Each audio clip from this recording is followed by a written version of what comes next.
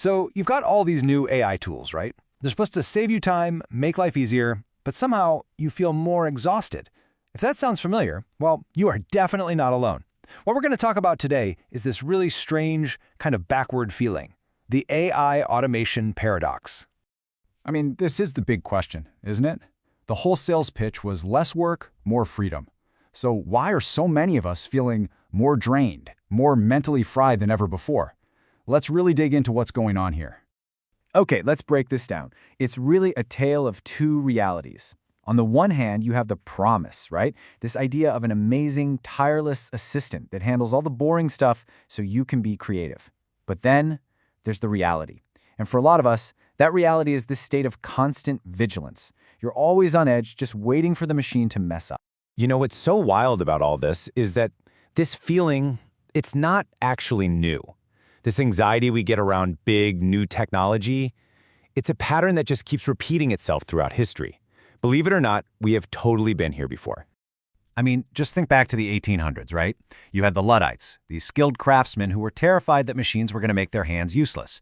Then, jump forward to the 1970s. Computers were supposed to give us the paperless office, and instead, we got buried in more data than we knew what to do with. They called that the productivity paradox. Well, today, we're dealing with the sequel, the psychological paradox of AI. But here's the key difference this time around. The fear isn't about replacing our hands anymore. The stress has shifted. Now, it's about hijacking our agency. It's this deep-down feeling that we're losing control, that our ability to make decisions is being outsourced to an algorithm. So, let's look at what's actually happening inside our brains when we use these tools. Because this isn't just some vague, fuzzy feeling of anxiety. There is actual science that explains why we're feeling this mental strain.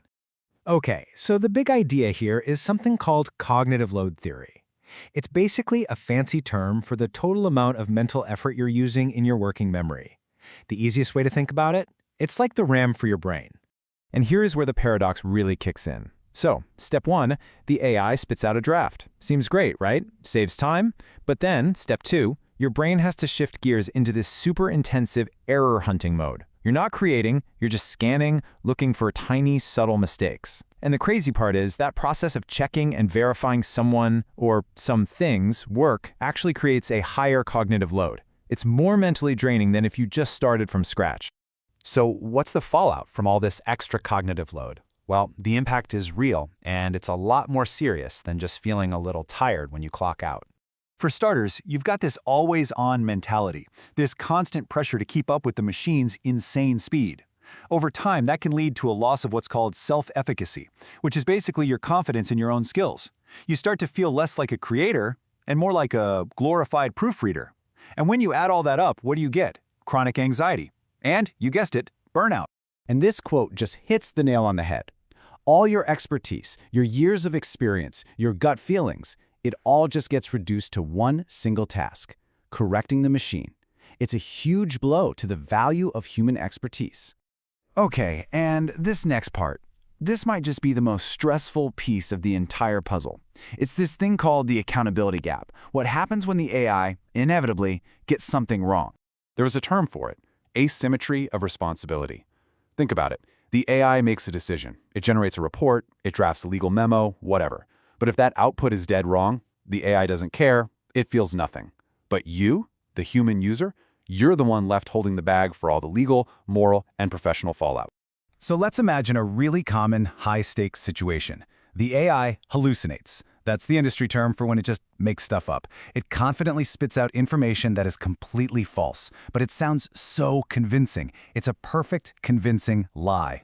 So, when that lie leads to a huge financial loss, or a bad medical diagnosis, or a legal nightmare, who takes the blame? You already know the answer. It's you, the human in the loop. And that constant nagging fear that you might miss one of those hallucinations, it is a massive, massive source of anxiety. So when you add all this up, the high cognitive load, the feeling you've lost control, this huge accountability gap, you end up with this really powerful and honestly pretty disturbing metaphor for our work lives today. Some people have started calling it the cognitive prison. And this isn't just any prison. It has a specific design. It's like a digital panopticon. That's this idea that you're being constantly watched, constantly measured. by some invisible algorithm that's tracking your every move, your efficiency. The pressure is no longer just to work, it's to work exactly how the machine wants you to work, at the machine's pace. And that is the ultimate paradox here. In our desperate search for more convenience, we might be accidentally building a cage for ourselves. And it's not a cage made of steel bars. It's a cage made of convenience, of efficiency, of automation. And we're the ones locking our own minds inside. Which leaves us with one last really critical question to think about. As AI keeps building this world of incredible convenience around us, our biggest challenge isn't just learning how to use it. The real challenge is figuring out, how do we keep our minds free?